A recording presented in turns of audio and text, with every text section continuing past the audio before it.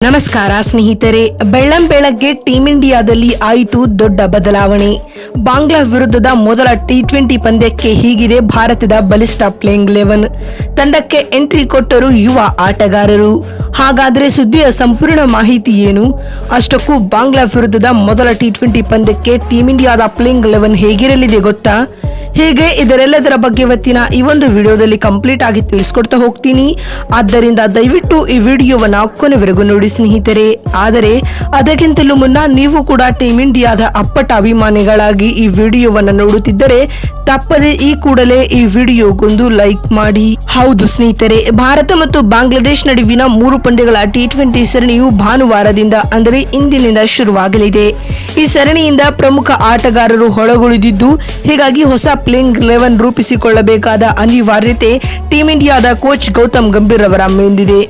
ಅದರಂತೆ ಗ್ವಾಲಿಯರ್ನಲ್ಲಿ ನಡೆಯಲಿರುವ ಮೊದಲ ಟಿ20 ಪಂದ್ಯಕ್ಕೆ ಟೀಂ ಇಂಡಿಯಾ ತಂಡದ ಪರ ಹೊಸ ಆರಂಭಿಕರು ಕಾಣಿಸಿಕೊಳ್ಳುವುದು ಖಚಿತ. ಏಕೆಂದರೆ ತಂಡದ ಖಾಯಂ ಓಪನರ್ಗಳಾದ ಶುಭ್ಮನ್ ಗಿಲ್ ಮತ್ತು ಯಶಸ್ವಿ ಜೈಸ್ವಾಲ್ ಈ ಸರಣಿಗೆ ಅಲಭ್ಯರಾಗಿದ್ದಾರೆ. ಹೀಗಾಗಿ ಟೀಂ ಇಂಡಿಯಾ ತಂಡದ ಪರ ಆರಂಭಿಕರಾಗಿ ಅಭಿಷೇಕ್ ಶರ್ಮಾ ಮತ್ತು ಸಂಜು ಸ್ಯಾಮ್ಸನ್ ಕಾಣಿಸಿಕೊಳ್ಳಲಿದ್ದಾರೆ ಸ್ನೇಹಿತರೆ. ಏಕೆಂದರೆ ಇವರಿಬ್ಬರನ್ನ ಹೊರತುಪಡಿಸಿದರೆ ಭಾರತ ತಂಡದಲ್ಲಿ ಬೇರೆ ಯಾವುದೇ ಓಪನರ್ಗಳಿಲ್ಲ.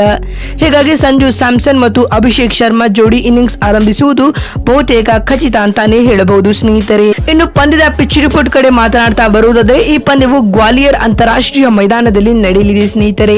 ಬೇಸಿಕಲಿ ಇದೊಂದು ಬ್ಯಾಟಿಂಗ್ ಪಿಚ್ ಅಂತಾನೆ ಹೇಳಬಹುದು. ಹೀಗಾಗಿ ಇಲ್ಲಿ ಟಾಸ್ ಗೆದ್ದ ತಂಡದ ನಾಯಕ ಮೊದಲು ಫೀಲ್ಡಿಂಗ್ ಆಯ್ದುಕೊಳ್ಳುವ ಸಾಧ್ಯತೆಗಳು ದಟ್ಟವಾಗಿವೆ. ಅಲ್ಲದೆ ಡ್ಯೂ ಇರುವ ಕಾರಣ ಚೇಸಿಂಗ್ ತಂಡಕ್ಕೆ ಇದು ಸಹಕಾರಿಯಾಗಲಿದೆ ಸ್ನೇಹಿತರೆ. ಇನ್ನುಳಿದಂತೆ ಮೊದಲ ಟಿ20 ಪಂದ್ಯಕ್ಕೆ ಟೀಂ ಇಂಡಿಯಾದ ಪ್ಲೇಯಿಂಗ್ 11 ಹೇಗಿರಲಿದೆ ಅಂತ ನೋಡ್ತಾ ಬರುವುದಾದರೆ, ಈಗಾಗಲೇ ಹೇಳಿದಂತೆ ಓಪನರ್ಸ್ ಗಳಾಗಿ ಸಂಜು ಸ್ಯಾಮ್ಸನ್ ಮತ್ತು ಅಭಿಷೇಕ್ ಶರ್ಮಾ ಕಾಣಿಸಿಕೊಳ್ಳಲಿದ್ದಾರೆ. ಇನ್ನು 3ನೇ ಕ್ರಮಾಂಕದಲ್ಲಿ ನಾಯಕ ಸೂರ್ಯಕುಮಾರ್ ಯಾದವ್ ಕಣಕ್ಕಿಳಿಯಲಿದ್ದಾರೆ.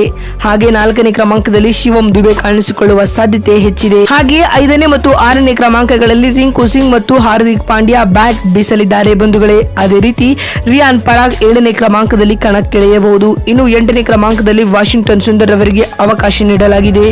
9ನೇ ಸ್ಥಾನದಲ್ಲಿ Ravi Bishnoi as A spinner ಆಗಿ ಕಾಣಿಸಿಕೊಳ್ಳಲಿದ್ದಾರೆ.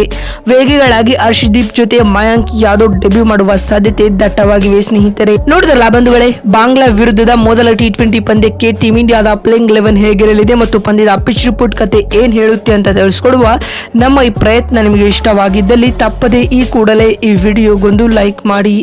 ಅದೇ ರೀತಿ ನಿಮ್ಮ ಪ್ರಕಾರ ಭಾರತ ಮತ್ತು ಬಾಂಗ್ಲಾ ನಡುವಿನ ಮೊದಲ ಟಿ20 ಪಂದ್ಯವನ್ನ ಯಾರು ಗೆಲ್ಲಬಹುದು ಎನ್ನುವುದನ್ನ ಕಾಮೆಂಟ್ ಮಾಡುವ ಮೂಲಕ ತಪ್ಪದೆ ತಿಳಿಸಿ. ಯಾಕಂದ್ರೆ ನಿಮ್ಮ ಒಂದೊಂದು ಕಾಮೆಂಟ್, ಒಂದೊಂದು ಲೈಕ್ ಕೂಡ ಬಹಳ ಬಹಳ ಮುಖ್ಯ. ವಿಡಿಯೋವನ್ನ ಎಲ್ಲಿವರೆಗೂ ನೋಡಿದ್ದಕ್ಕಾಗಿ ಧನ್ಯವಾದಗಳು. ಮತ್ತೊಂದು ವಿಡಿಯೋದಲ್ಲಿ ಸಿಗ್ತೀನಿ. ಅಲ್ಲಿವರೆಗೂ ನಮಸ್ಕಾರ.